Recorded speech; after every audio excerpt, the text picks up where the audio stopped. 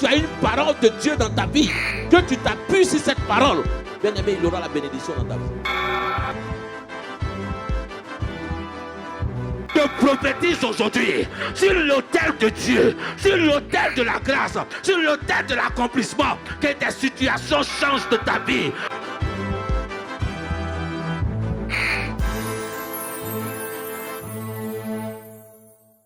Alléluia.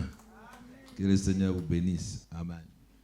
C'est dans le livre de Juges, Juges chapitre 6. Juges chapitre 6. Et nous avons lu à partir du verset 1. Et aujourd'hui, je veux lire à partir du verset 34. Juges chapitre 6. Je veux lire à partir du verset 34. Alléluia. Amen. Je lis Juges chapitre 6 à partir du verset 34. Je lis à partir du verset 33, pardon aussi.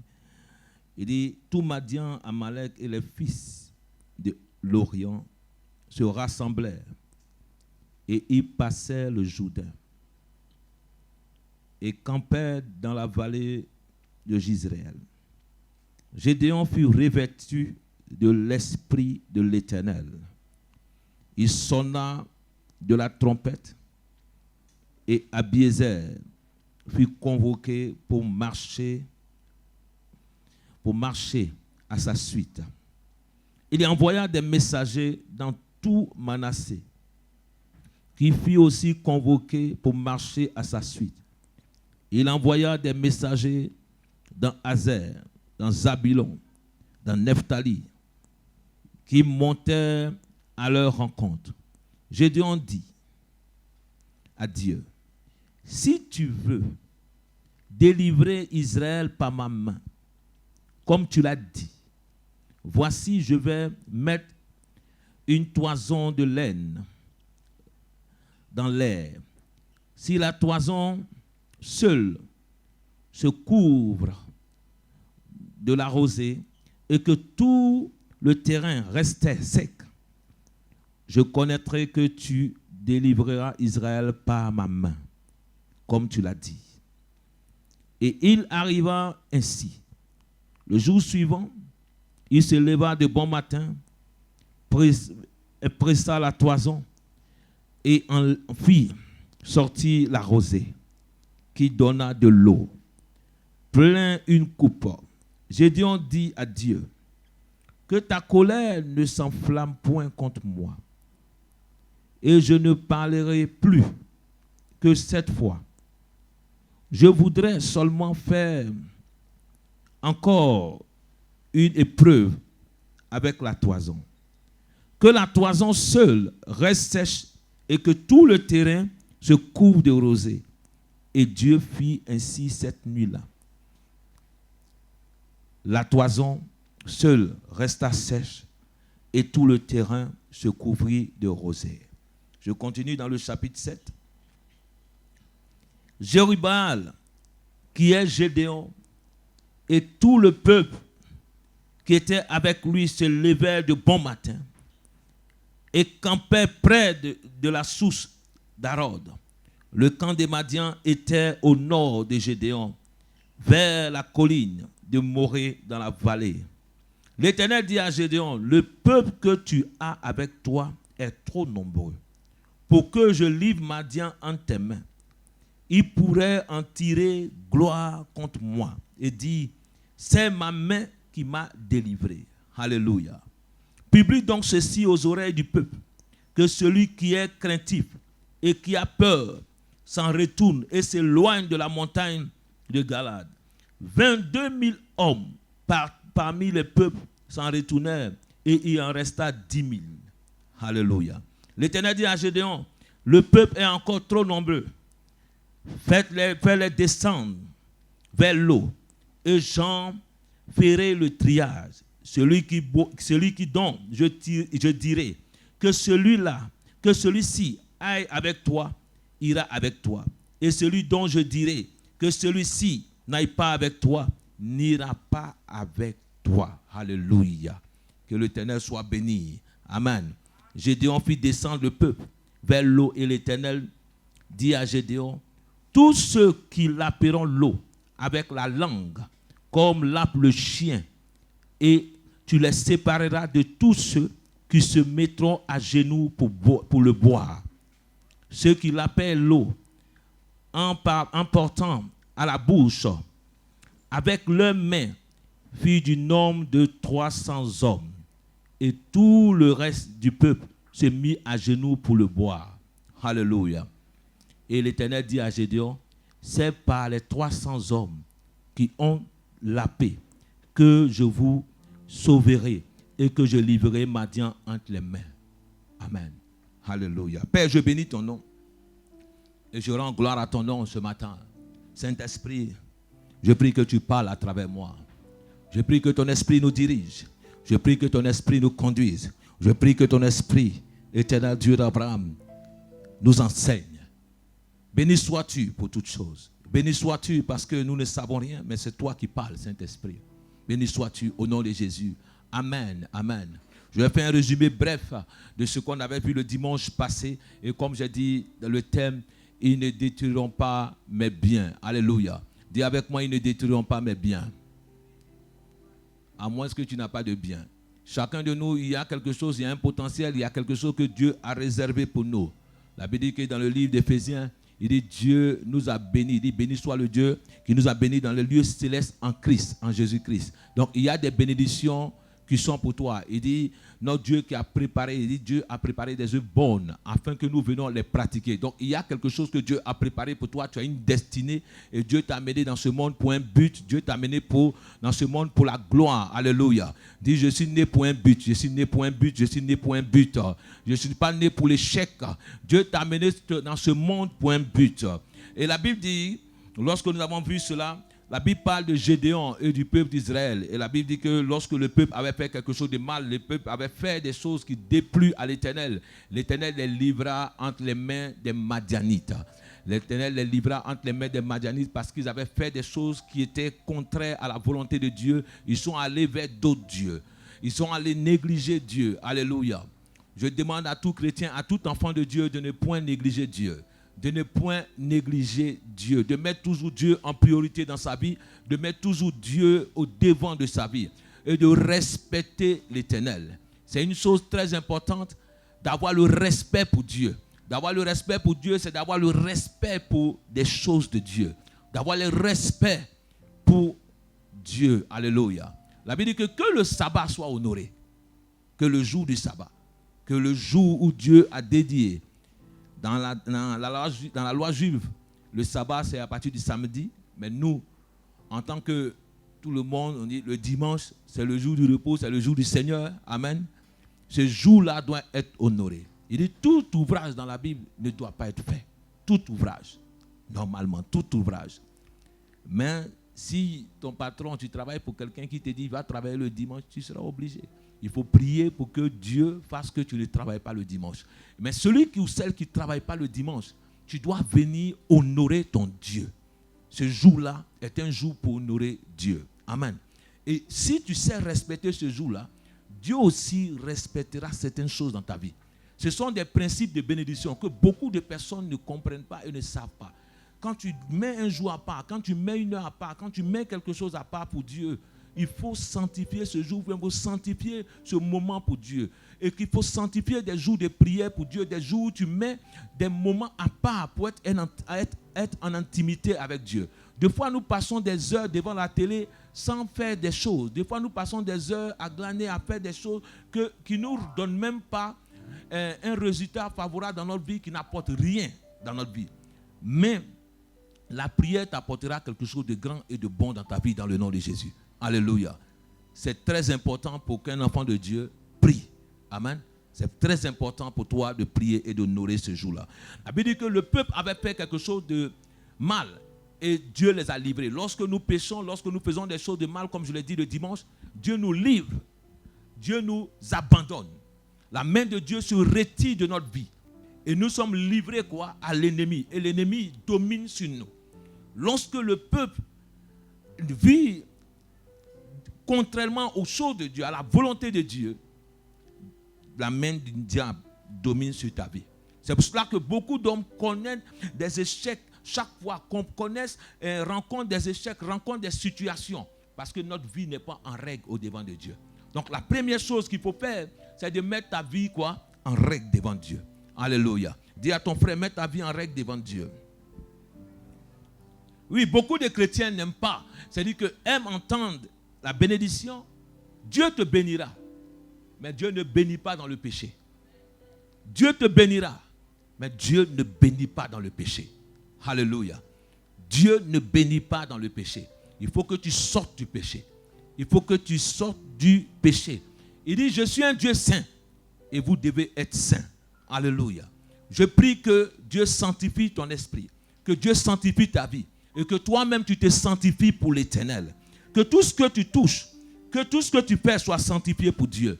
Alléluia. La Bible dit que le peuple d'Israël était dominé par Madian. Et chaque fois que le peuple d'Israël s'aimait des choses, Madian venait chaque fois prendre possession, arracher les biens dans leurs mains, arracher les biens, arracher la moisson qu'ils avaient. Et la Bible dit que le peuple était dans la misère. Je prie aujourd'hui que Dieu te fasse sortir de la misère. Beaucoup de chrétiens, beaucoup d'enfants de Dieu, beaucoup de personnes vivent dans la misère. Alléluia. La misère n'est pas de Dieu. Dis à ton frère, la misère n'est pas de Dieu.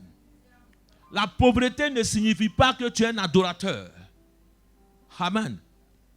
Beaucoup de personnes, Dieu ne nous a pas appelés à être pauvres sur la terre. Dieu ne nous a pas appelés à échouer sur la terre.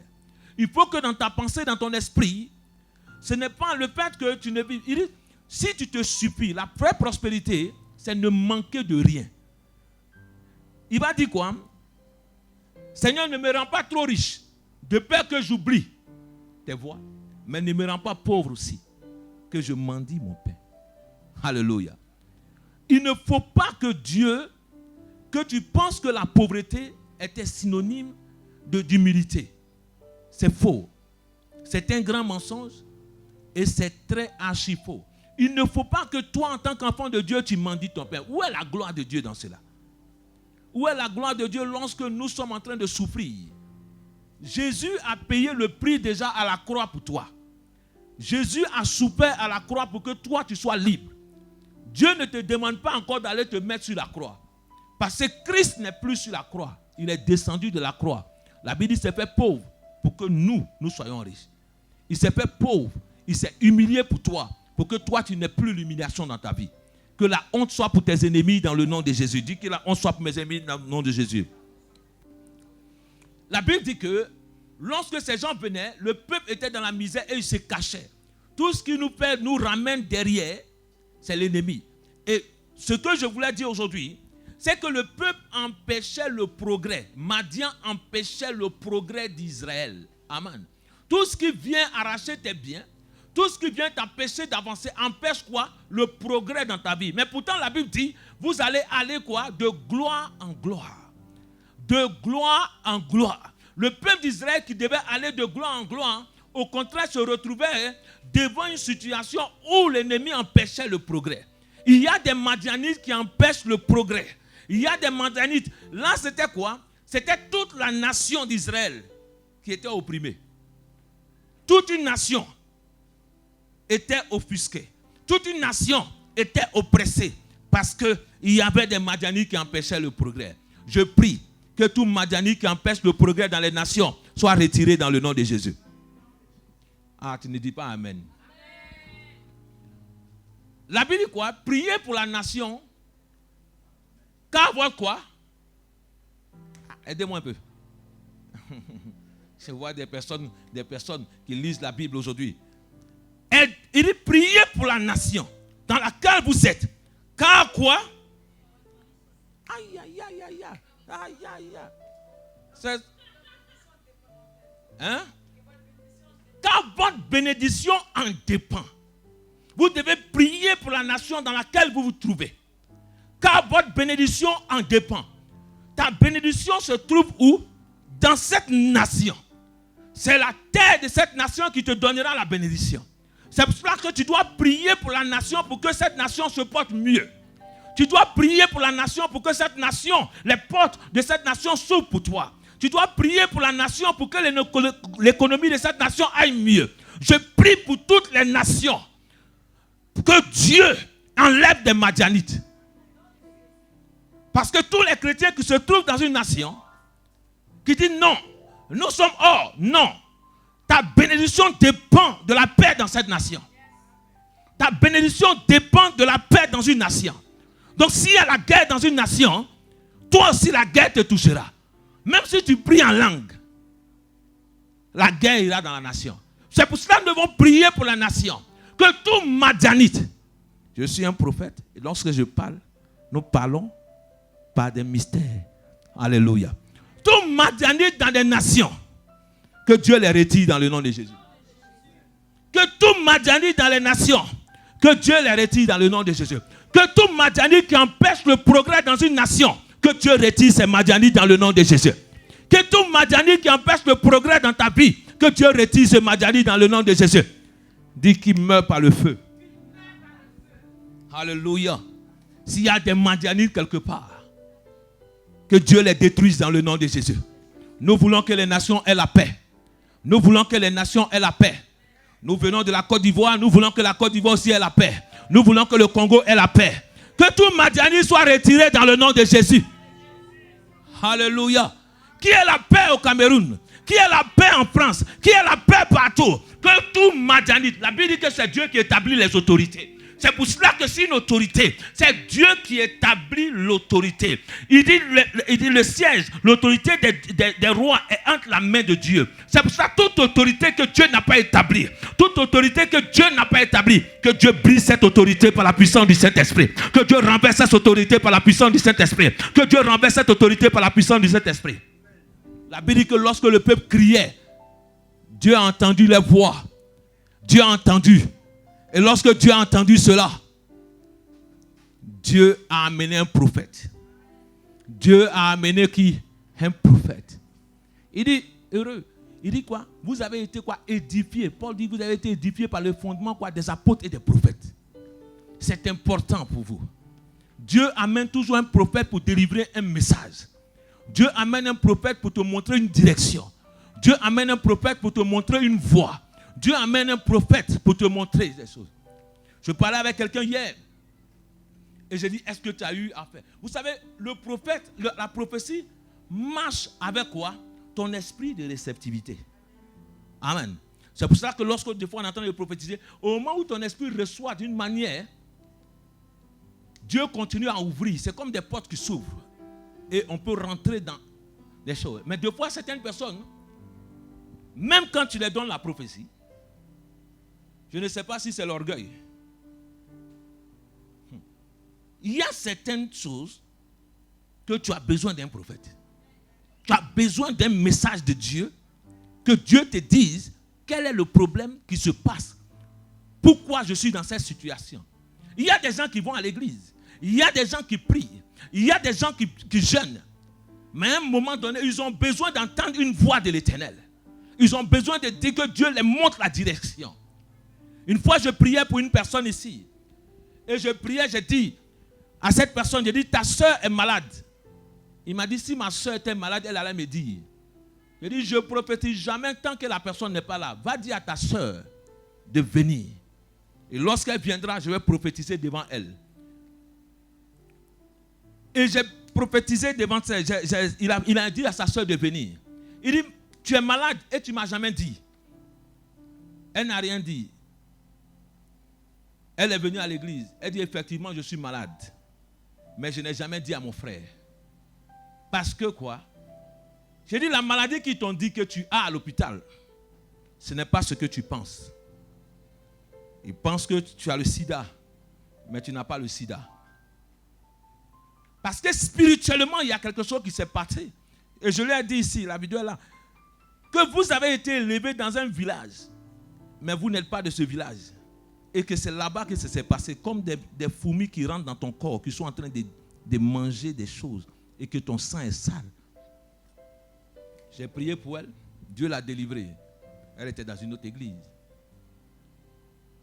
Et quand il m'a dit, pasteur, Dieu m'a délivré. Il reste maintenant, j'ai eu la maison, j'ai eu tout. Mais il reste le mari. Il dit, dis à ton pasteur aussi de faire le reste.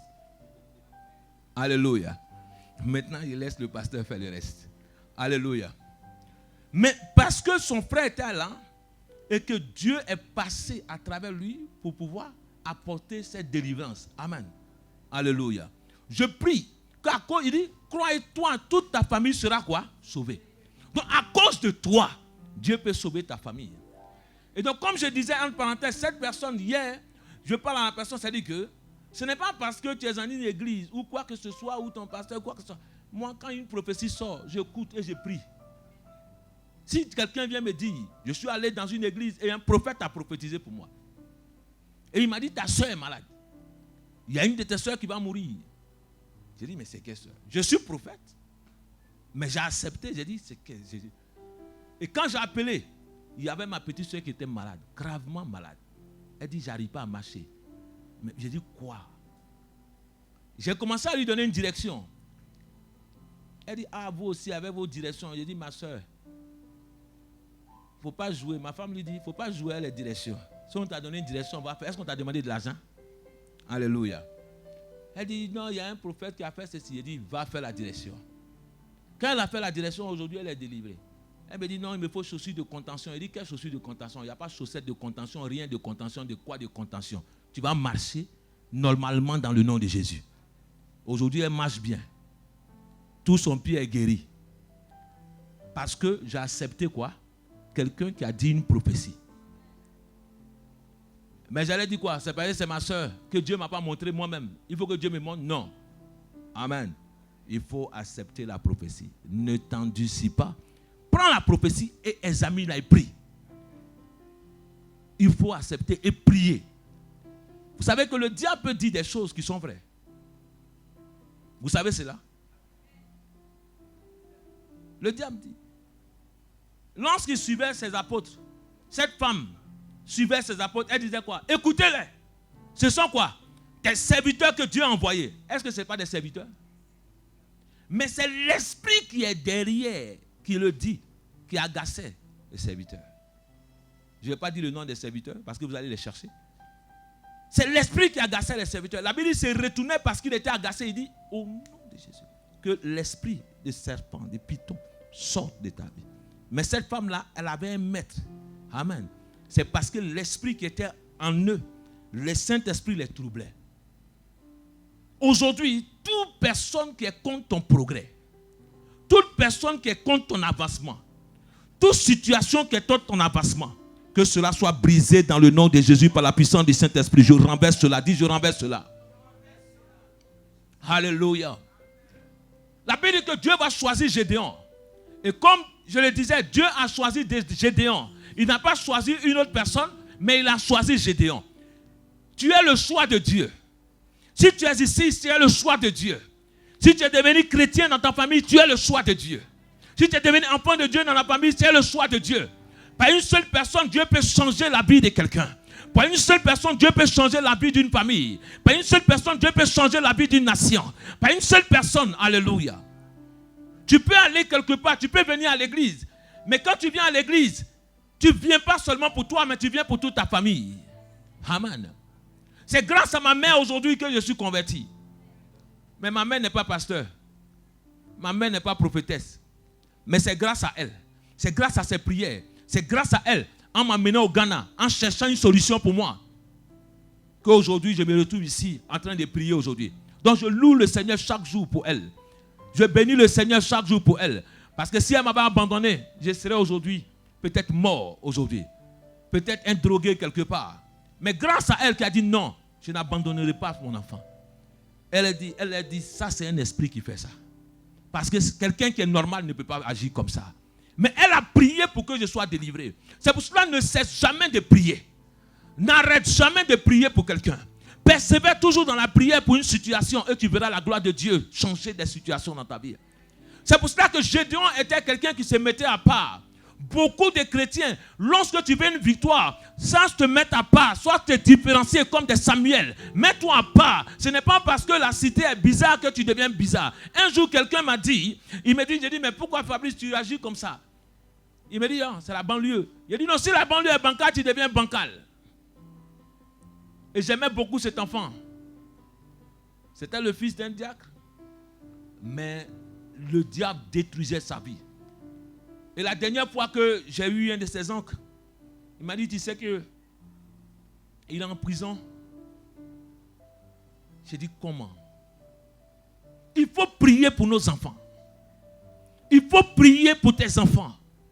Il faut prier pour tes enfants. Il faut les enseigner. Il dit, instruis tes enfants dans la voie du Seigneur. Instruis-les. Dis-leur. Enseigne-les la parole de Dieu. Enseigne-les les bonnes voies. Il faut prier pour tes enfants. Alléluia. La Bible dit, Gédéon, son père même adorait Baal. Mais Gédéon n'adorait pas Baal. Gédéon ne servait pas Baal.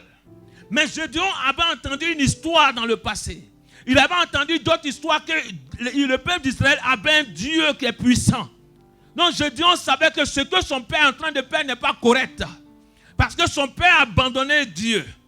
Il savait que le peuple d'Israël, ce qu'ils étaient en train de faire n'était pas correct. À un moment donné, comme je le dis, si quelqu'un fait de quelque chose qui n'est pas correct, sois capable de lui dire la vérité. Sois capable de faire quoi? De lui dire la vérité. Il faut être un homme qui est capable de lui dire la vérité. Il faut être quelqu'un qui dit la vérité. Et lorsque tu dis la vérité à quelqu'un, tu auras sauvé son âme. Tu auras sauvé son âme. Il dit, dis au méchant, si tu ne lui dis pas la vérité, si tu ne se détournes pas de sa voix, son âme ne te sera pas demandée. Mais ne faisons pas semblant. Dis la vérité. Il faut que quel que soit ce que l'ennemi va mettre sur ton cou, quel que soit, bien aimé, comme les Ivoiriens disent, personne ne peut te mettre dans une bouteille. Amen. Je vais te dire ce que je pense. Je vais te dire la vérité. Amen. La Bible dit que c'est la meilleure chose. La médisance, c'est ce qui détruit la vie des gens. Mais dis la vérité à quelqu'un, tu auras sauvé et tu auras gagné quoi? Un ami. Parce que lorsque tu médises sur quelqu'un, cette personne-là, si elle entend ailleurs, elle va s'énerver contre toi. Mais ne médise jamais. Ne critique pas. Mais dis la vérité. Il dit, va vers ton frère et parle-lui. Alléluia. Et tu auras gagné ce frère-là. Même s'il n'est pas content aujourd'hui, demain, il va dire, celui-là m'avait dit. Ou cette personne m'avait dit. Amen. Gédéon s'est mis en pan. Et il a dit, Père, si toi tu adores Baal, moi je n'adore pas Baal. Tu imagines qu'un fils, la Bible dit quoi? Honore ton père, n'est-ce pas? Mais le père adore Baal. Mais Gédéon dit, moi je n'adore pas Baal. Si c'est ce qu'on appelle honorer, je te respecte. Mais je n'adorerai pas Baal. Ton adoration, je ne le ferai pas. Parce que Baal n'est pas celui qui m'a créé. Celui qui m'a créé, c'est le Dieu très haut. Et la Bible dit que Gédéon, Dieu va venir vers Gédéon pour lui dire, vaillant héros. Je vais arriver à mon message. Vaillant héros.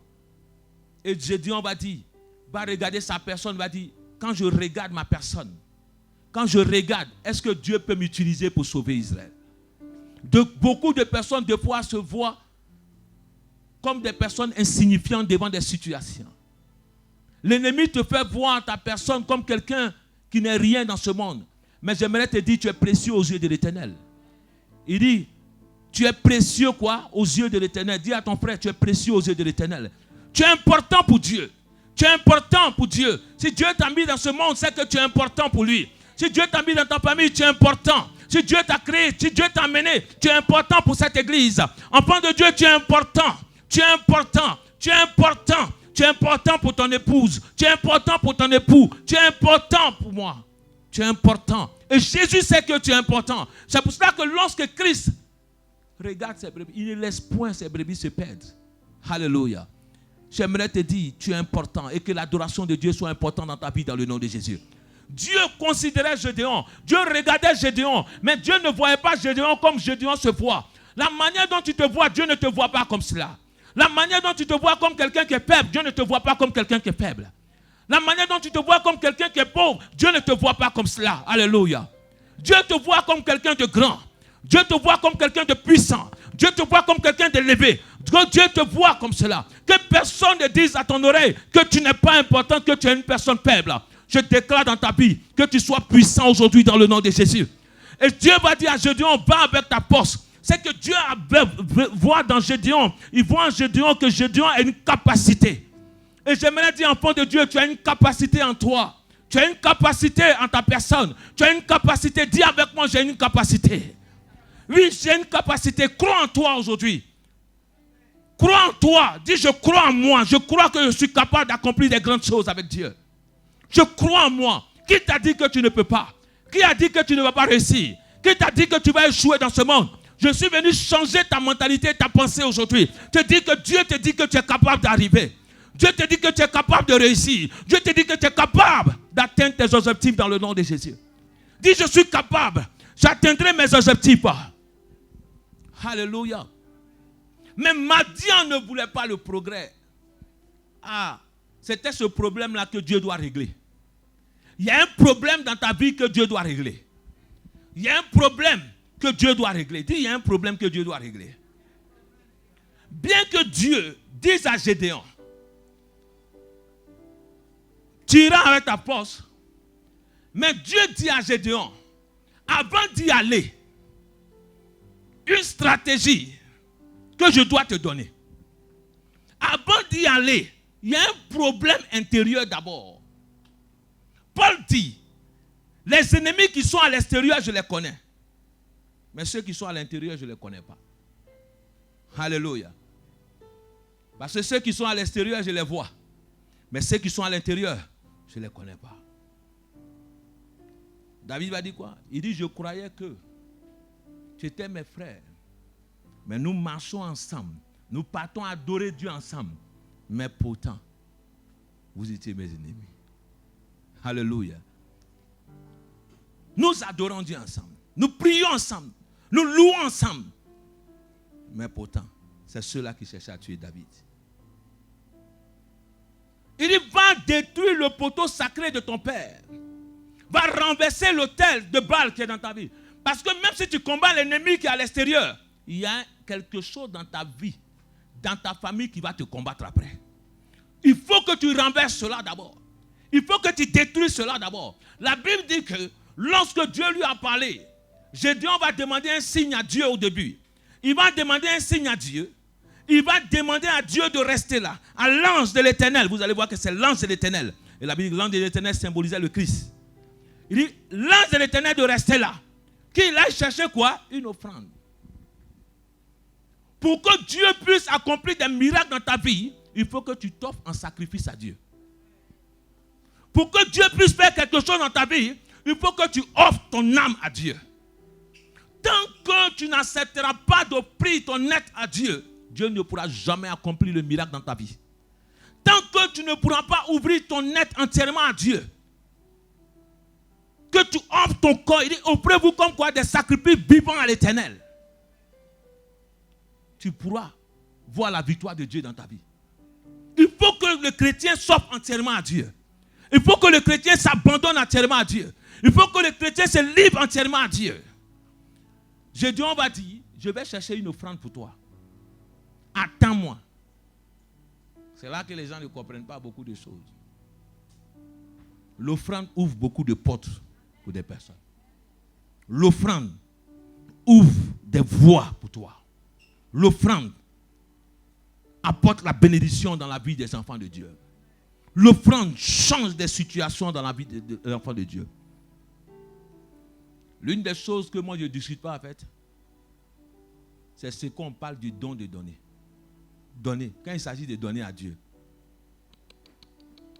Ça, il s'agit que Dieu me dit de donner, même à un serviteur. Je ne discute pas avec. Parce que je sais que l'offrande bénit. Même offrir à quelqu'un, ça bénit. J'ai vu comme cela que ma mère a pris des personnes qu'elle ne connaissait pas. Elle les a élevées. Mon père les a mis à l'école. Et un jour, quand il dit, maman, pourquoi tu fais ces choses? Elle dit, un jour, quelqu'un fera pour toi. Le problème, c'est que lorsque nous attendons réellement de la main de quelqu'un, parce que nous avons donné à quelqu'un, nous voulons recevoir de cette personne. C'est ça le problème des enfants de Dieu aujourd'hui, des enfants dans ce monde. Parce que tu as donné à quelqu'un, tu veux recevoir. Parce que tu as donné. L'offrande ne pose pas de questions. L'offrande ne demande pas où il s'en va. L'offrande ne pose pas de questions. Les gens qui offrent à Dieu et puis ils suivaient son argent où son argent s'en va. Qu'est-ce que le serviteur ou qu'est-ce que l'église va faire avec ton argent? L'offrande ne pose pas de questions. Quand j'offre, je dis j'ai donné à Dieu. Quand j'offre, je dis j'ai donné à Dieu. Je l'ai fait pour Dieu. Quand tu donnes à quelqu'un, dis tu l'as fait pour Dieu. Ne pose pas de questions. Il y a des personnes comme ça. Tu portes les habits, tu dis maintenant, c'est toi. Pour montrer à tout le monde que c'est lui qui t'a donné l'habit. C'est pour cela que le Seigneur dit quoi? Si tu donnes avec ta main gauche ou ta main droite, que ta main gauche ne soit pas quoi? Au courant. Tout ce que tu as donné à Dieu, tout le monde doit être au courant. Le fait que tu commences à le dire, ça ne te bénit plus. Alléluia. Je l'ai donné de tout mon cœur, de mon secret, avec Dieu. C'est avec Dieu que je règle. Amen. Et Dieu va apporter la bénédiction. Lorsque Dieu parlait à Gédéon, il n'y avait pas quelqu'un. Lorsque Dieu parlait à Gédéon, est-ce que quelqu'un était là? Gédéon était seul. À un moment donné, c'est une histoire entre toi et Dieu. Dis avec moi, c'est une histoire entre moi et Dieu. Mon offrande, c'est entre moi et Dieu. Ça ne concerne pas celui qui est à côté. Ça ne concerne pas celui qui est à côté. Alléluia. Ta vie que tu offres à Dieu, c'est entre toi et Dieu. Quand on ira là-bas, il n'y aura pas un pasteur, il n'y aura pas docteur, il n'y aura pas prophète. Tout le monde va répondre de ses actes. Mais ceux qui enseignent seront jugés plus sévèrement que les autres. Donc ce n'est pas un prophète qui est mort pour toi, ce n'est pas un pasteur qui est mort pour toi. C'est Christ qui est mort à la croix pour toi. C'est entre toi et Dieu. Et Dieu veut sauver ces personnes-là. Alléluia. Dis Dieu veut me sauver. La Bible dit que Dieu, l'ange de l'Éternel va rester là et va attendre. Ah, c'est que Dieu aime l'offrande. Amen. Jusqu'à ce qu'il dit dans la parole. Quand tu veux offrir, donner une offrande, que tu as un problème avec quelqu'un, que tu as un désaccord avec quelqu'un, il a dit quoi? Non, il a dit quoi? Dépose ton offrande d'abord là. Il dit dépose ton offrande là. Va d'abord te réconcilier. Mais l'offrande est posée où? Tu as laissé ton offrande à côté. L'offrande, tu ne pars pas avec. L'offrande est déposée là. C'est que Dieu tient compte de son offrande. C'est que Dieu aime l'offrande. Alléluia. Il dit, Pharaon, laisse partir mon peuple pour m'adorer dans le désert. Mais laisse-les partir avec leurs biens. Parce qu'ils doivent m'adorer avec quoi? Tout ce qu'ils possèdent. Tu ne peux pas dire que tu aimes Dieu et que tu n'es pas capable d'offrir à Dieu. Tu ne peux pas dire que tu aimes Dieu, que tu n'es pas capable de donner à Dieu. Tu ne peux pas dire que tu aimes quelqu'un, que tu n'es pas capable de lui donner. Ça, ce n'est pas l'amour. La foi sans les œuvres est une foi morte. Si tu dis que tu aimes Dieu, démontre que tu aimes Dieu. Ce n'est pas par des discours persuasifs, c'est une démonstration à partir d'aujourd'hui. Il faut que tu démontres. Moi j'aime Dieu, moi j'aime Dieu. Montre que tu aimes Dieu réellement. Montre que tu aimes Dieu. Tu es capable de faire des choses pour Dieu. Tu es capable. Et je dis toujours que ce n'est pas seulement l'argent. Peut-être toi tu n'as pas d'argent, mais tu as un talent en toi que tu dois mettre à la disposition de Dieu. Peut-être tu n'as pas ce talent, mais tu as le temps que Dieu t'a donné. Le temps, c'est ce que Dieu donne à tout le monde. Le riche a 24 heures, le pauvre a 24 heures, mais c'est ce que tu fais de ton temps qui déterminera ce que tu seras. C'est là qu'on voit que tout le monde est égal. Le riche a 24 heures, moi aussi j'ai 24 heures. À la banque, on ne dépose pas le temps pour aller le chercher. Le temps passe. J'ai regardé une vidéo, j'ai vu comment Ivan a grandi tellement vite. Le temps passe. Le temps passe. Dis à ton frère, le temps passe. Il y a des choses que tu ne veux pas faire aujourd'hui. À un moment donné, tu n'auras pas la capacité de le faire. Il y a un moment donné, tu n'auras pas la même force de le faire. À 60 ans, à 80 ans, tu n'auras pas la même force. Il y a un temps pour toutes choses. Salomon dit, il y a un temps pour toutes choses. Pendant le temps que tu es sur cette terre, c'est l'Éternel. C'est Dieu. C'est Dieu. Pendant le temps que tu as la force et tu as la capacité, c'est Dieu. N'attends pas. Certaines personnes disent, non, moi, quand je vais me marier là, tu vas voir comment il a servi Dieu. Ma soeur, c'est faux. Quand tu es marié, tu dois t'occuper de ton mari. Il doit manger. Tu vas voir comment c'est dur. Après, quand tu as les enfants, tu dois t'occuper des enfants. Donc, c'est au moment, c'est pour ça que Paul va dire que celui qui est seul servira encore mieux l'Éternel. Mais il dit celui qui brûle, qui se marie. Donc, parce qu'il sait que, à un moment donné, le célibataire n'a pas la même manière de voir les choses comme quelqu'un qui est marié. Hein? Alléluia. Si lui, il a garé, il a bu, il a fait quelque chose, ce n'est pas son problème. Quand tu es marié, quand tu as des enfants, tu ne dépenses plus la même chose comme tu dépensais quand tu étais seul. Quand tu sors, tu ne peux plus acheter des choses pour toi seul. Parce que quand tu veux sortir, tu penses à dire non, si j'achète une voiture, je suis obligé d'acheter pour tous, pour que tout le monde puisse monter dedans. Tu ne peux pas penser à une voiture pour dire non, j'ai acheté peut-être une voiture qui est bien jolie, 2 portes, 2 places. Vous n'êtes plus 2. Alléluia. La famille commence à grandir. La famille commence à s'élargir. Tu ne peux plus partir. Donc si ces autres personnes vont en vacances en août, ils sont obligés à cause de leurs enfants aussi de partir. Parce que les enfants doivent rentrer en septembre. Donc tu es obligé de modifier ton emploi du temps en fonction. Le temps se modifie chaque fois. Donc pendant que aujourd'hui, tu as le temps, c'est l'Éternel. Dis avec moi, je vais servir l'Éternel. Donc quand Dieu va voir Gédéon, il va regarder la capacité qui est en Gédéon. Et à chacun de nous, nous avons une capacité que Dieu nous a donnée pour pouvoir l'élever et de pouvoir accomplir des choses. Et la Bible dit que lorsque Dieu va lui dire, Gédéon va aller au milieu de la nuit pour aller renverser.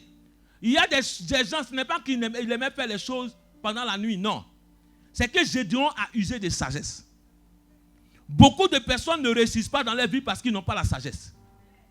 Parce qu'ils disent non, Dieu est avec moi. Moi, Dieu est avec moi, je m'en fous. Un jour, on a prophétisé pour une sœur. La sœur dit non, ton mari est quelque part. Et ton mari est quelque part. Alors, et la sœur, elle voit dans le songe, c'est un songe, elle voit dans le songe que le mari est quelque part. Elle se lève, Dieu lui a montré dans le songe. Elle se lève dans le songe, Dieu lui a montré que son mari était chez une maîtresse. Dieu lui montre la maison, Dieu lui montre où il est. La sœur se lève. Elle s'en va directement là-bas. On la frappe bien. On la blesse. Est-ce que l'Éternel n'était pas avec elle? Elle n'a pas la sagesse. Lorsque Dieu révèle, c'est pour sauver. Lorsque Dieu révèle quelque chose, c'est pour sauver. Tu n'as pas demandé pourquoi Dieu t'a montré. Mais tu te lèves avec ta force, avec la chair, toute la chair. Et tu te lèves pour aller faire les choses dans la chair. On va te répondre dans la chair. Alléluia. La femme l'a bien frappé. La femme même l'a blessé. Quand elle revient, elle dit, vous avez vu ce qu'elle m'a fait. Mais ce n'est pas Dieu qui a fait. Ma soeur, tu t'es livré toi-même. Est-ce que Dieu t'a dit d'aller? Est-ce que Dieu t'a dit? C'est là que je veux venir. Il faut que tu connaisses les stratégies de Dieu. Voici que Dieu va dire à Gédéon maintenant. Renverse le poteau d'abord. Donc il y a des étapes. Renverse le poteau. J'ai fait mon offrande. Reste là. J'ai bâti l'autel. Maintenant Dieu commence à lui dire la première chose, renverse le poteau. Il détruit le poteau, mais à minuit. Il se lève dans la nuit, pendant la nuit, où tout le monde dort. Parce qu'il sait que si c'est la journée, son père va l'empêcher. Alléluia. Il y a des moments où Dieu veut faire quelque chose avec toi, mais toi seul. Il faut que tu sois seul. Il faut que tu sois seul. Quand Jésus est né, c'est lui Christ. C'est lui l'enfant de Dieu. Il est le Dieu qui va sauver l'humanité. Mais la Bible dit que lorsque les anges sont venus le voir, il dit prenez l'enfant et allez le cacher. Au moment où tes projets ne sont pas encore grands, cache-les. Protège tes projets, protège tes choses. N'expose pas ta vie comme cela. Alléluia. Je dis, il y a des personnes auxquelles même, vous savez, il y a des choses qui sont sur les vies, des embargos sur les vies. Quand tu leur dis quelque chose, ça se gâte. Vous n'avez jamais remarqué des gens comme ça? Ce n'est pas parce que la personne est mauvaise. Hein. Elle, il y a quelque chose sur elle. Si elle est à côté de toi, rien ne marche. Donc quand tu lui dis quelque chose, cette chose-là se gâte aussi. Gédéon attend la nuit. Il se lève la nuit, il détruit le poteau. Dieu va venir maintenant lui dire, dans le verset 34 qu'on a lu, l'Esprit du Seigneur va le revêtir. Dit le revêtement spirituel. La première étape, il détruit le poteau. La deuxième étape, il faut l'Esprit de Dieu sur ta vie. Sans l'Esprit de Dieu, tu ne peux rien faire. L'Esprit de Dieu allait apporter l'inspiration dans la vie de Gédéon. L'Esprit de Dieu allait inspirer et donner les directives à Gédéon. L'Esprit de Dieu allait venir sur Gédéon. Il a eu le revêtement de l'Esprit. Je prie, enfant de Dieu, que tu sois revêtu de l'Esprit. De quoi es-tu revêtu? Sois revêtu de l'Esprit. La Bible dit que lorsque Christ sortait du désert, il fut revêtu de l'Esprit. Tant que tu n'as pas le revêtement de l'Esprit, tu vas échouer dans beaucoup de choses. Tu vas avoir des labeurs, tu vas te fatiguer parce que tu feras toutes choses avec ta force. Mais quand tu as le revêtement de l'Esprit, Dieu te donnera la capacité puissante de pouvoir agir. Pourtant, Dieu lui a dit, va avec ta force. Mais il savait qu'il y avait des étapes que Dieu devait traverser avec lui avant de pouvoir aller. La Bible dit que lorsque Gédéon est revêtu de l'Esprit, Gédéon va sonner quoi? La trompette. Il a l'inspiration maintenant. Il a la directive maintenant. Qu'est-ce que je dois faire? Il sonne la trompette. Il appelle maintenant. Il sait qu'il doit rassembler une armée. Ah, je vois dans cette église des personnes qui vont rassembler une armée. Je vois Dieu sonner la trompette pour rassembler une armée. Je vois Dieu rassembler une armée, des généraux dans cette nation pour la gloire du Seigneur. Mon amen est trop faible, ce n'est pas toi. J'ai dit on va rassembler une armée. Il dit il appelle de Zabulon, de Nephtali, partout de Manassé. Tous les peuples s'unissent à lui. Bien aimé, lorsque Dieu te donne une vision, les gens ne discutent pas avec la vision parce que les gens t'accompagneront dans la vision pour la gloire de Dieu. Ce qui vient de Dieu, les gens te suivront. Si tu as la parole de Dieu, si c'est Dieu qui a dit, des gens te suivront. Gédéon a sonné la trompette. Pourquoi Manassé arrive? Pourquoi Zabulon arrive? Parce qu'il y a la parole de Dieu en lui. Je prie, enfant de Dieu. Je prie, même dans ta maison, en tant qu'une femme, demande l'inspiration divine. Que ton foyer soit revêtu de l'esprit. Tu vas voir que Dieu va te donner la directive. Le cœur de l'homme va se soumettre. Ne fais pas les choses par la force. Prie le Seigneur. Demande que Dieu revête. Tu vas voir que tes enfants, leur cœur va se tourner vers toi. Non, mon enfant ne va pas bien. On va l'amener sur un temps. Non, prie le Seigneur. L'Esprit du Seigneur te revêt. Et quand l'Esprit du Seigneur te revêt, il t'apporte la faveur sur ta vie. Quand quelqu'un te voit, il n'est pas fâché. Il y a des gens, quand tu les vois, leur visage, tu es en colère, tu ne sais pas pourquoi la personne est fâchée. Certaines personnes sont avec quelqu'un, deux fois, elles se disent non, tu ne sais même pas pourquoi il est parti. Ma soeur, tu ne sais pas pourquoi il est parti. Je vais te dire pourquoi il est parti. Il y a des gens, ils se lèvent le matin, ils te regardent, ils disent mais je n'ai rien fait. Spirituellement, il y a quelque chose qui s'est passé. Tu ne comprends pas pourquoi tu pars de relation en relation. Tu ne comprends pas pourquoi ces choses s'exposent dans ta vie. Tu ne comprends pas pourquoi dans ton travail, tu vas partir à un moment donné, on va te dire on ne veut plus de toi. Il faut que Dieu apporte le revêtement et la faveur sur ta vie. Que la faveur soit sur toi. Et comme je disais dans la faveur des rois, que des personnes peuvent être dans le palais, mais sans gagner quelque chose des rois. Tu peux connaître du monde. Tu peux te promener dans le palais, mais le roi ne te donnera jamais quelque chose. Mais quand tu as la faveur sur toi, tu ne sortiras pas sans qu'il ne te donnera pas quelque chose. C'est pour cela que j'aime trop les mystères de la parole de la Bible. Vous croyez que c'est dans le monde, les gens ils vont faire des sacrifices, ils vont faire des choses, ils imitent Dieu. C'est Dieu qui apporte la faveur. Des gens vont réciter, ils vont réciter, ils vont faire des comment on appelle, des trucs sataniques, réciter pour dire, si je vais y mettre quelque chose sur sa langue, tout ce qu'il dit, il n'a qu'à accepter. Est-ce que cela ne se peut pas? Des gens font cela. Mais ils imitent Dieu. C'est Dieu qui donne la faveur. Quand tu arrives et que tu as prié, que tu as la faveur sur toi, tout ce que tu dis, ça devient oui. Tout ce que tu dis, la personne dit oui. Parce que tu apportes, parce que lorsque Dieu parle, il dit quoi? Ses promesses sont quoi? Oui et amen. Lorsque Dieu parle, il dit quand la faveur sur toi, des gens vont te suivre. Les rois vont te donner. La personne même te donne. Il ne comprend pas pourquoi il t'a donné. Mais il te bénit quand même. Alléluia. Je prie que cette faveur-là soit sur toi dans le nom de Jésus.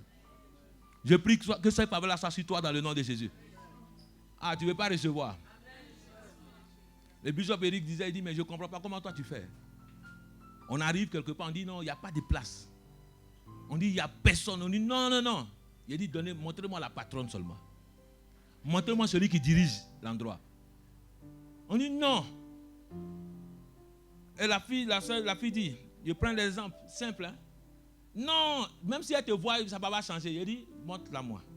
Montre-moi la personne qui dirige seulement. Quand on arrive, je parle à la personne. C'est comme si je la connais depuis longtemps. On commence à rigoler. Elle dit, mais donc tu es où? Il dit, non, il n'y a pas de place. Elle dit, mets-toi ici.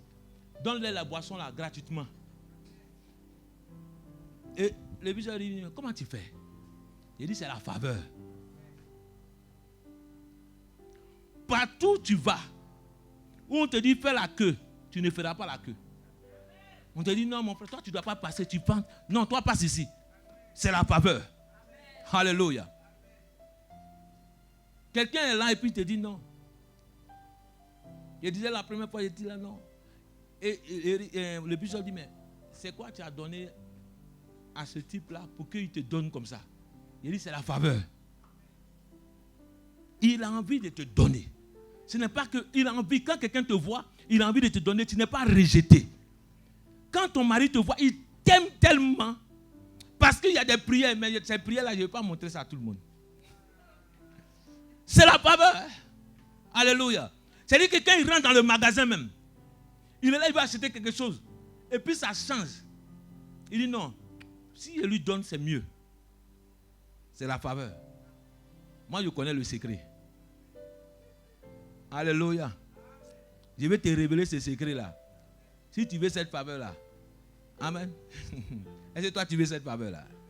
Alléluia. C'est la faveur. Si quelqu'un a pu me donner au moins 3 voitures en une année, c'est la faveur de Dieu. En une année, c'est Dieu qui a permis que Dieu touche son cœur pour qu'il me donne.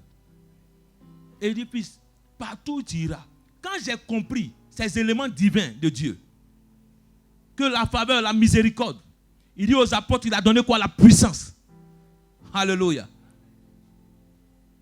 À David, il a donné la miséricorde. C'est parce que Salomon n'avait pas la miséricorde que Dieu a frappé Salomon. Est-ce que vous comprenez cela? Il a divisé le royaume à cause de Salomon. Il a dit, à cause de ton frère David, je garde 2 royaumes pour Israël. Mais parce que ton père a la miséricorde devant moi. C'est pour cela que David avait la miséricorde. Lorsque David va pécher, va faire des choses, c'est à cause de sa miséricorde que Dieu épargnait David. Et Dieu va dire que David est l'homme selon mon cœur. Mais pourtant, ce que David a fait, si quelqu'un le fait aujourd'hui, tu vas voir que Dieu va te frapper. Alléluia. Gédéon a demandé, il a été revêtu de l'esprit. Il a eu la faveur. Et que cette faveur a apporté tout le monde autour de lui. Cette faveur a apporté tout le monde. Manassé est venu, Zabulon est venu. Bien-aimé, je prie que tu aies la faveur dans ton travail. Je prie que tu aies la faveur partout où tu es. Je prie que tu aies la faveur. À un moment donné, quand la faveur est sur toi, bien-aimé, les gens ne te feront pas la guerre, mais ils seront à s'associer avec toi. Ils se mettront avec toi. Parce que Dieu apporte son esprit et sa faveur sur toi. Dis, je veux cette faveur, je veux cette faveur, je veux cette faveur. Alléluia. Que cette faveur soit sur toi. Partout où tu es, dans ton travail, que cette faveur soit sur toi. Demande l'esprit de Dieu. Tu as besoin de cela. Et la Bible dit que lorsque Gédéon va faire cela, la Bible dit que les Madianites vont venir encore. Dis à ton frère, ils vont venir encore. Ils vont venir encore. Ils ne vont pas te lâcher. Ils vont venir encore. Mais cette fois-ci, Gédéon ne va pas les combattre rapidement.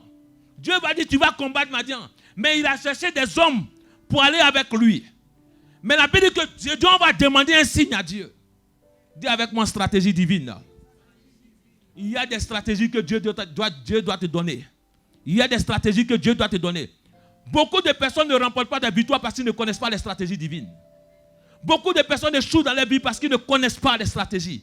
Dans une entreprise, il y a toujours des stratégies. Et chaque stratégie n'est pas pareil avec ce que nous rencontrons, les difficultés que nous rencontrons. Chaque année, il y a des différentes stratégies que nous mettons en place pour remporter certaines victoires. Les victoires, les combats ne se ressemblent pas. Tous les combats ne se ressemblent pas. Gédéon a son combat, mais il y a une stratégie que Dieu va lui donner. À Jéricho, Dieu va donner une autre stratégie. À Josué. Alléluia. Chaque moment, chaque homme de Dieu ne pense pas que ce qui a marché avec l'autre va marcher avec toi. Moi, ma camarade là, son mari là, c'est comme ça elle fait. Et puis tu fais, ma soeur, tu vas recevoir quelque chose d'autre. Tu penses que c'est la même personne. Ce qui est là-bas, ce n'est pas pareil. Non, on va te coacher un peu. Quand on va te coacher, puis tu viens appliquer. Applique, tu vas voir. Ils vont te décoacher la maison. Alléluia. Tu crois que c'est les mêmes choses. Les individus ne se ressemblent pas. Chaque personne a son caractère différent. Et a sa manière de voir les choses. Amen. Chaque eau a son poisson. Quand tu veux prendre la scellule, là, tu peux attraper comme ça. Ça glisse dans ta main. Donc il y a une manière de l'attraper. Il faut retirer tout l'eau d'abord. Avant de pouvoir l'attraper. Sinon ça va glisser dans tes mains. Moi je me dis, quand quelqu'un me dit, moi je suis comme une scellule. Tu ne peux pas m'attraper. Alléluia. Dis avec moi que Dieu me donne une stratégie divine. Que Dieu me donne une stratégie divine. Ne t'inquiète pas. J'ai dit, je vais faire une direction, je vais la faire.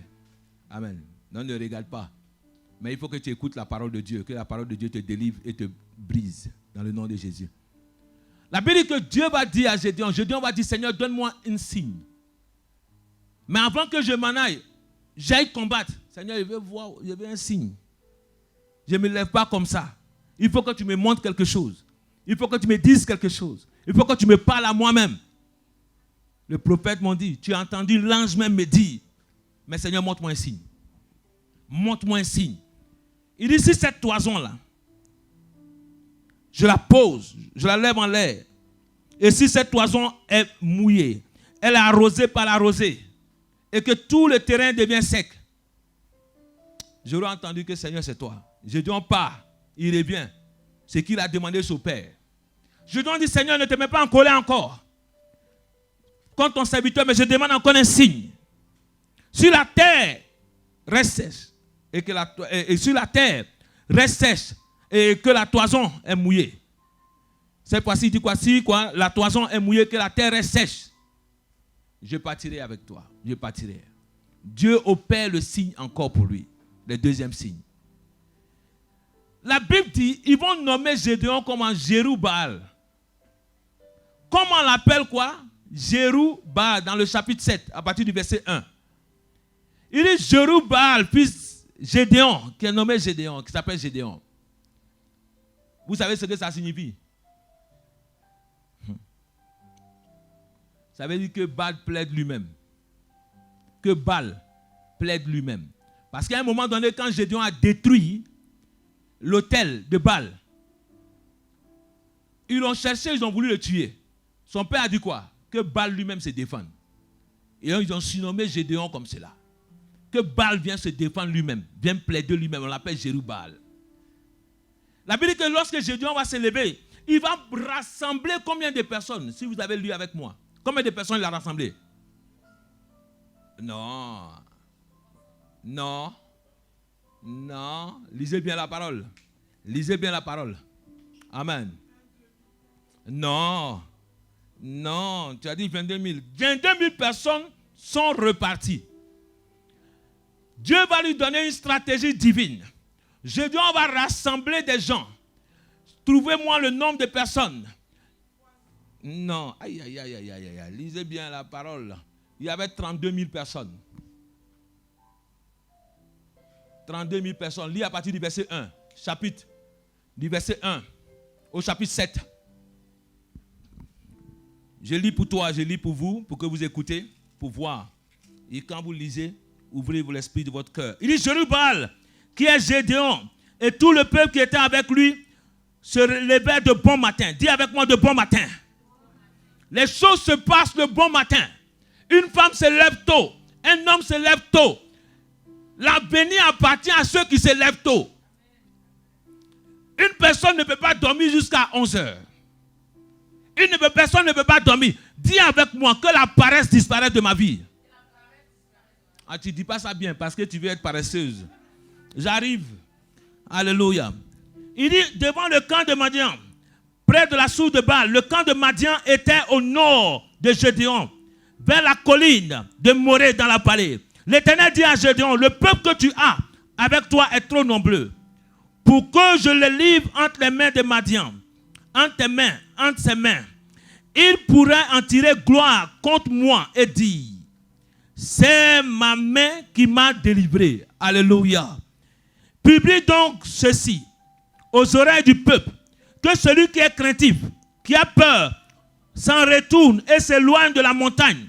22 000 hommes parmi les peuples s'en retournaient et il en resta. Ça fait combien?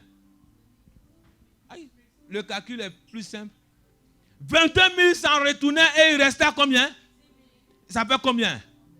32 000 personnes qui sont restées, qui étaient venues au début. 22 000 s'en retournaient et il resta 10 000. Mais Dieu va dire quoi? Il dit ceux qui se lèvent, il dit ils se lèvent de bon matin. J'aimerais dire aux enfants de Dieu, la paresse spirituelle détruit le chrétien. Beaucoup de chrétiens sont devenus paresseux. Ce n'est pas paresseux seulement dans la prière. Beaucoup d'enfants de Dieu croient que des choses vont descendre du ciel. Beaucoup d'enfants de Dieu croient que parce que nous prions, nous allons à l'église. Nous ne devons pas travailler. Nous ne devons pas faire ceci. Nous sommes plus paresseux même que le monde. Beaucoup d'enfants de Dieu refusent de se lever le bon matin pour aller vaquer les occupations. Évitons la paresse en tant qu'enfants de Dieu. Évitons la paresse. La paresse n'est pas de Dieu. Dieu est un Dieu qui agit. Et nous, les enfants de Dieu, nous devons agir. Alléluia. Nous devons faire quoi? Agir.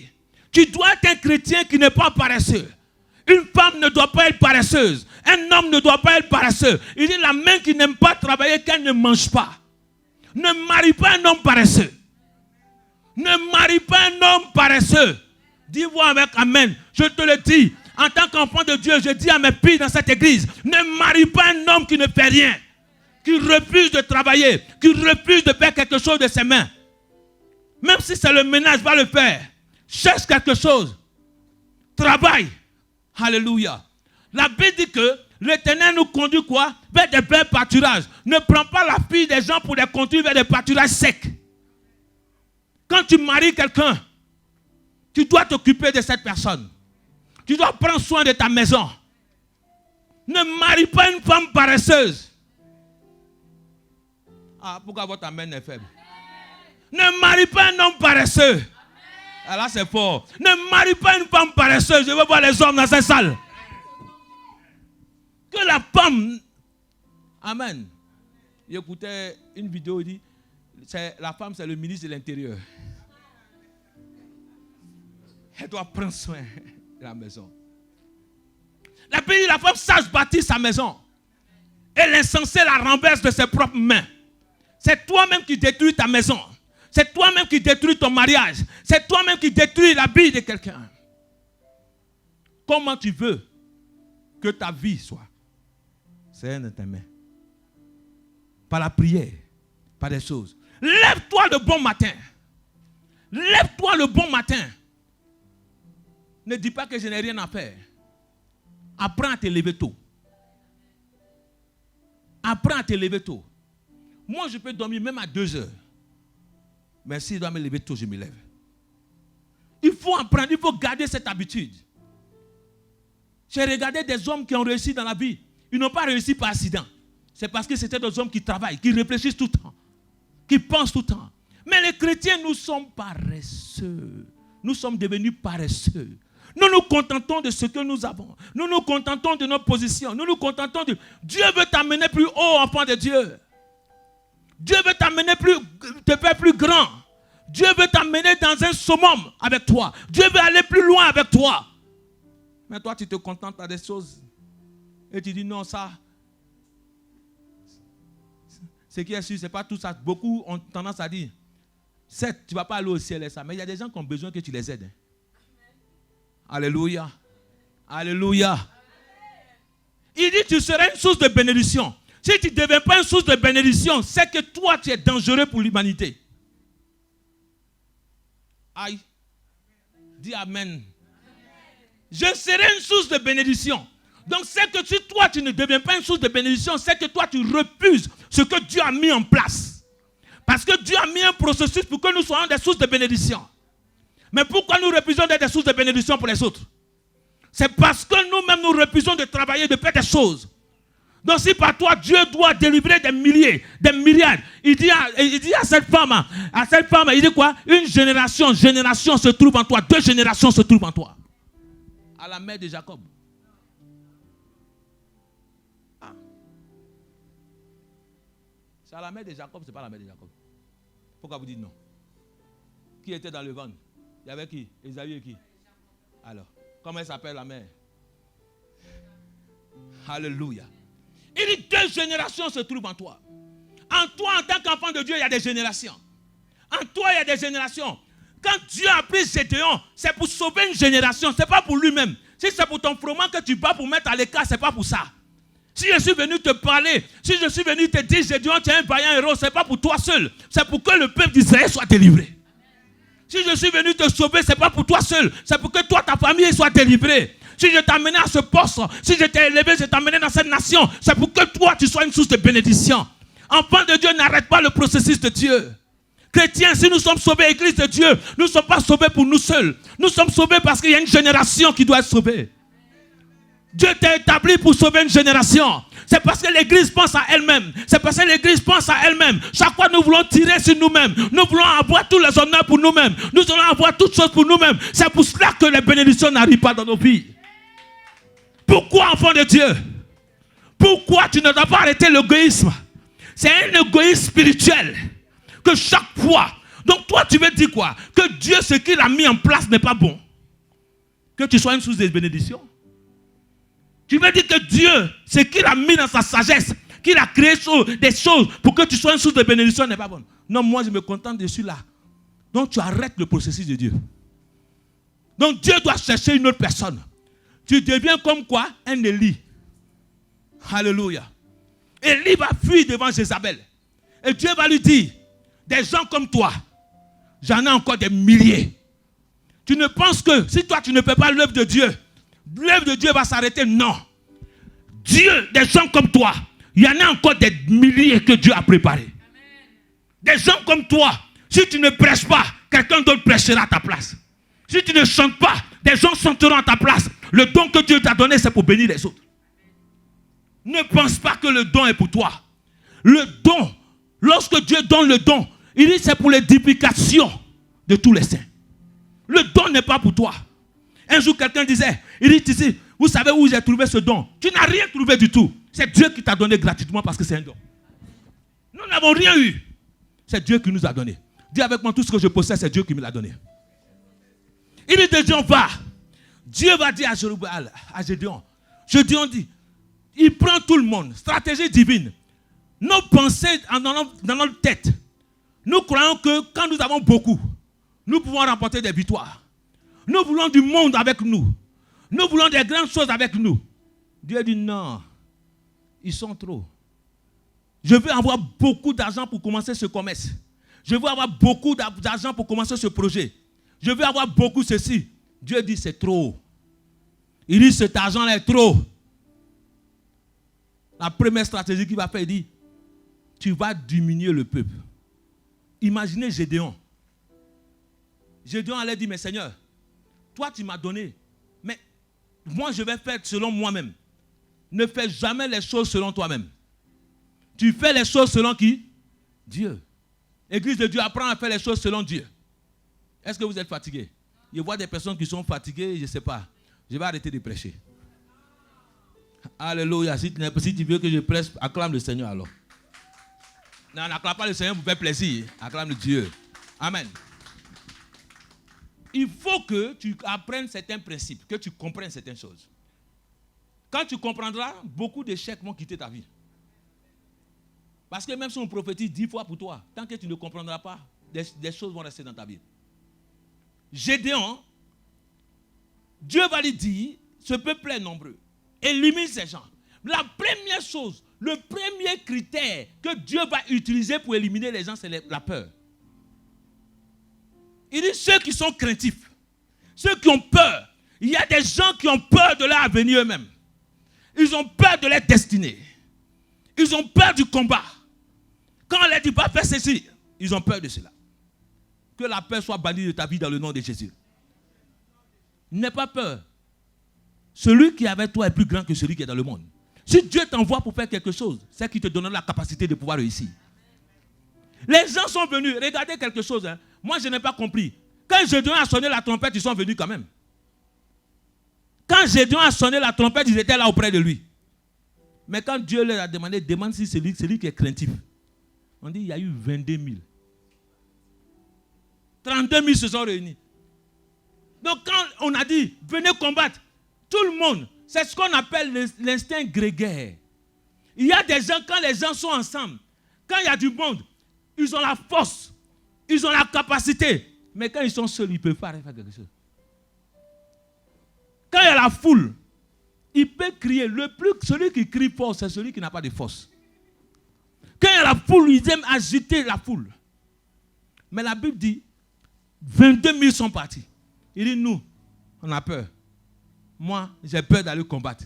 Ils ont sauvé leur vie. Alléluia. La Bible dit que celui qui veut sauver sa vie la perdra. Ils ont dit, nous, ce combat-là, on ne le fera pas. Ne refuse pas les combats qui se montrent à toi. Tout combat que Dieu mettra devant toi, Dieu te donnera la victoire dessus. Si tu refuses un combat, demain, ce combat-là va se répéter devant toi. C'est pour ça que certaines personnes ils voient des répétitions de leur vie. Tant que tu ne passeras pas les examens, tu ne passeras pas en classe supérieure. Tu vas rester dans la même classe. Des gens qui ont doublé, ils vont rester dans la même classe. Ils sont dans la même situation. Il y a les mêmes choses qui reviennent. Parce que Dieu veut que tu passes ce désert-là. Et que tu passes ce désert avec la victoire dans le nom de Jésus. Dis avec moi, je vais passer ce désert. La première stratégie, il élimine la peur. Il faut que la peur quitte ta vie. Il faut que la peur soit éliminée de ton cœur. Il faut que la peur quitte là. La deuxième stratégie, Dieu va dire quoi? Ils sont encore trop nombreux. Ils sont nombreux. Ils sont nombreux. Il reste 10 000. Je dois dire, mais 10 000 encore, ils sont nombreux. Seigneur, là, tu vas nous tuer. Parce que l'ennemi qui est devant, ils sont nombreux. Mais Dieu dit non. Dieu va dire quoi? Tu vas diviser le peuple encore. Mets-les devant l'eau. Il y a des gens qui vont se mettre à genoux pour boire. Et il y a d'autres qui vont prendre de l'eau. Ils vont l'appeler comme des chiens. Et qui vont tenir quoi? La main sur leur épée. Ceux-là, tu les mettras à part. On dit, il y a eu combien? 300 seulement. Donc 300, moins les 10 000. Il y a eu combien? Il y a eu 9 700. 300. Le problème de ceux qui se sont mis à genoux, je vais t'expliquer le problème. C'est que ces gens-là ont vu l'eau, ils ont cru qu'ils avaient l'habitude d'adorer Baal. Ils aimaient se mettre à genoux devant Baal. Donc quand ils voient quelque chose net, ils croient que ça c'est une adoration qu'ils vont faire. Malgré qu'ils sont en train d'aller à combat, ils ont vu l'eau, ils ont cru que c'était une adoration. Se mettre à genoux, se prosterner. La Bible dit que vous ne vous prosternerez point devant quoi? Aucune statue, aucune image, rien du tout. Se mettre à genoux devant des choses, c'est se prosterner. Et Dieu les a éliminés. Ceux qui se prosternent devant Baal ne peuvent pas le combattre. Beaucoup de personnes, ils me disent, mais moi je ne me prosterne pas. Beaucoup de personnes se prosternent.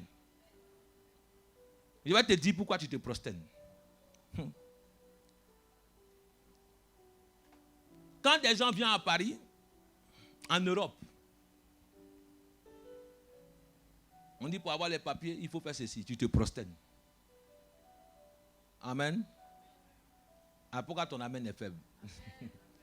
C'est Baal. Paris, tu es de prophète. Non, il faut te marier pour faire ceci. Il faut faire ceci pour faire cela. Il faut faire ceci pour faire... Tu te prosternes devant l'ennemi. Dis avec moi, je ne me prosternerai point. Ne dis jamais que c'est la situation. Reste dans ton pays. Si Dieu t'a amené ici, il trouvera une solution pour que tu aies tes papiers. Je prophétisais pour un homme. Il est arrivé, ça faisait combien de mois il était dans l'église? 3 mois seulement. Quand je parlais, j'ai dit, frère, Dieu me montre que tu auras tes papiers. Il dit, quoi? Pasteur, je viens d'arriver. La loi dit ceci. Il dit, moi, ma loi, Dieu dit, tu vas avoir tes papiers. Il dit, quoi? La semaine qui a suivi, son travail où il travaillait chez Bouygues, un truc comme ça. Je ne savais pas comment il travaille. Il travaillait là-bas. J'ai dit, il allait voir. Il a dit à patron, il faut que tu me donnes, tu m'aides.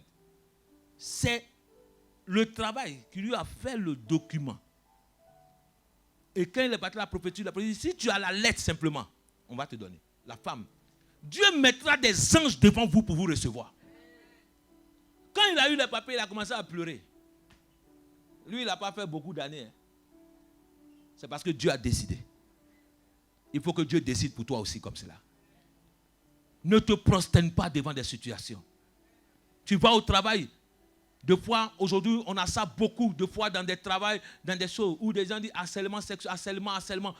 Parce que tu dois avoir ce travail, ce stage, tu dois avoir ceci. Il te dit non, tant que je ne suis pas, tu n'es pas passé, si moi je ne te donnerai pas. Tu ne te prosterneras pas devant Baal. Prends ton travail et garde-le. Alléluia. Si je meurs, je préfère aller devant Dieu comme cela, que de me prosterner, que je parte avec le péché et que je parte en enfer. Alléluia. La Bible dit que ces personnes-là, Dieu les a dit de les mettre à part parce qu'ils se prosternent. Ils ne connaissent pas les principes. Mais ces autres-là, qui étaient là, qui gardaient la main à leur épée, ils regardaient toujours. Ce sont des hommes qui sont vigilants. Un homme, une femme, un chrétien doit être toujours vigilant. Tu ne dois pas plonger ta tête dans l'eau. Il faut regarder tout ce qui se passe autour de toi, dans le spirituel. Et la Bible dit que Dieu a pris ces personnes-là. Et c'est ces personnes-là que Dieu a utilisées pour battre les Madianites. C'est ces personnes-là que Dieu a utilisées. La gloire devait revenir à Dieu. Il dit, si ces gens-là remportent, ils vont penser que c'est eux qui ont remporté la victoire. Vous allez voir qu'à Haï, le peuple d'Israël va dire quoi? Le peuple est trop nombreux. On n'a qu'à diminuer. Est-ce qu'ils n'ont pas perdu? Ils ont perdu parce qu'ils sont allés par eux-mêmes. Tout ce que tu vas faire dans la première stratégie, n'enlève la peur de ta vie. Enlève la peur de ta vie. Ne te compromets pas. Alléluia. La deuxième chose, ne fais pas de compromission pour pouvoir vaincre tes ennemis. Parce que si tu es compromis, tu ne pourras pas vaincre tes ennemis. La troisième chose, va avec la foi. Va avec quoi? La foi. Que Dieu nous donne cette foi-là. Que Dieu nous donne cette force-là. La Bible dit que lorsque Gédéon est parti, Gédéon a vaincu les Madianites. Et je prie et je prophétise que chaque personne dans cette église, tous les Madianites de votre vie, que Dieu les terrasse. La Bible dit que l'épée des Madianites se retournait contre eux-mêmes. L'épée des Madianites, Dieu permit que l'épée se retournait contre eux-mêmes. Que l'épée de tes ennemis se retourne contre eux-mêmes. Que l'épée de tes ennemis se retourne contre eux-mêmes. Qu'ils tombent dans les quoi? Les propres pièges. Dis avec moi que mes ennemis tombent dans les propres pièges. Que Dieu me donne la stratégie divine. Que Dieu me donne la stratégie divine. Que Dieu me donne la stratégie divine. Que Dieu me donne la stratégie divine. Dis à partir d'aujourd'hui, mes ennemis, ils tomberont dans leurs propres pièges. Je ne vais point me compromettre. Je ne vais point me compromettre. Je ne vais point me compromettre. Tiens-toi debout. Tiens-toi debout, s'il te plaît. Je ne vais point me compromettre. Je refuse. La peur bannie de ma vie. Dis la peur bannie de ma vie. Je bannis la peur. Je bannis la peur. Je bannis la peur. Je bannis la peur. Je n'ai point peur du lendemain. Je ne m'inquiète pas du lendemain. Je ne m'inquiète pas du lendemain. Je ne m'inquiète pas du lendemain. Je bannis la peur. Je bannis la peur. Je bannis la peur. Je bannis la peur. Je bannis la peur. Je ne m'inquiète pas du lendemain. Je bannis la peur. Je ne m'inquiète pas du lendemain. Je bannis la peur dans le nom de Jésus. Je bannis la peur dans le nom de Jésus. Je bannis la peur dans le nom de Jésus. Je bannis toutes sortes de peurs. Toute peur dans ma vie, je bannis cela par la puissance du Saint-Esprit. Je bannis la peur. Je bannis la peur. De quoi as-tu peur? Bannis la peur de ta vie. Ne te compromets pas. Ne te compromets pas. Il ne faut pas te compromettre. Alléluia. Ne te compromets pas. Comme certaines personnes disent, des propositions indécentes. Ne te compromets jamais. Qui te fasse cette proposition ou quoi que ce soit. Ne te compromets pas. Un jour, je suis allé chercher un contrat. Et lorsque je partais, cet homme m'a dit, comment ton entreprise? Tu sais ce que le nom, la signification du nom de ton entreprise? J'ai dit, je sais. Il dit, viens me voir une autre fois. Je viens le voir. Ils m'ont amené dans une réunion. Il me dit, si tu rentres avec nous, si tu fais ceci, tous les contrats, on va te les donner. Il dit, jamais, moi je n'accepterai de rentrer dans cette loge. Si elle doit avoir un seul contrat, si elle doit avoir, Dieu ne va jamais m'abandonner. Je préfère que mon âme aille au paradis, mais que je me sacrifie pour avoir les richesses de ce monde, pour avoir toutes ces choses. J'ai dit, je refuse. Le diable viendra au moment où tu en as plus besoin. Le diable est venu au moment où le Seigneur était dans le désert. La Bible dit que c'est lorsqu'il a eu faim que le diable est venu lui proposer. Il dit, si tu es réellement le Fils de Dieu, change. Si tu es réellement le Fils de Dieu, change ces pierres quoi? En pain. Il dit, si tu es réellement. Donc ce qui veut dire, tu es déjà le Fils de Dieu. Mais il veut savoir si réellement tu es le Fils de Dieu. Si tu es vraiment un chrétien, si tu es vraiment ceci, tu n'as pas besoin, Jésus n'avait pas besoin de transformer ses pieds en pain pour être le Fils de Dieu. De foi, tu n'as pas besoin de prouver aux gens que tu es chrétien. Tu es chrétien, point, c'est tout. Ta foi, c'est Dieu qui la voit. Tu es chrétien, je n'ai pas besoin de te montrer un signe. Si je suis un prophète, opère le miracle. Non. Ce n'est pas au diable de te demander cela. Que Dieu nous aide. Ne te compromets jamais. Ne te compromets jamais. Dis, je ne vais point me compromettre. Je ne vais point me compromettre. Quelle que soit la situation, je ne vais point me compromettre. Je resterai jusqu'au bout. Je ne vais point me compromettre. Combien de personnes à cause de l'argent? Combien de personnes? Des chrétiens qui ont vendu leur âme. Des chrétiens aujourd'hui. Nous voyons même des hommes. Ils disent même dans le monde. Des enfants, des jeunes. Mourir jeune. Mourir jeune. Mais être riche. Alléluia. Que Dieu aide. Que Dieu nous aide. Il dit que c'est à l'homme de gagner ce monde s'il perd son âme. Que Dieu t'aide, enfant de Dieu. Tu es chrétien jusqu'à la mort. Chrétien jusqu'à la mort. Chrétien jusqu'à la mort. Chrétien jusqu'à la mort. Je n'adorerai jamais Baal. Je ne me prosternerai jamais devant Baal. Je ne me prosternerai jamais. Oui, je suis chrétien jusqu'à la mort. Que Dieu nous aide à cela. Enfants de Dieu. Que Dieu nous aide.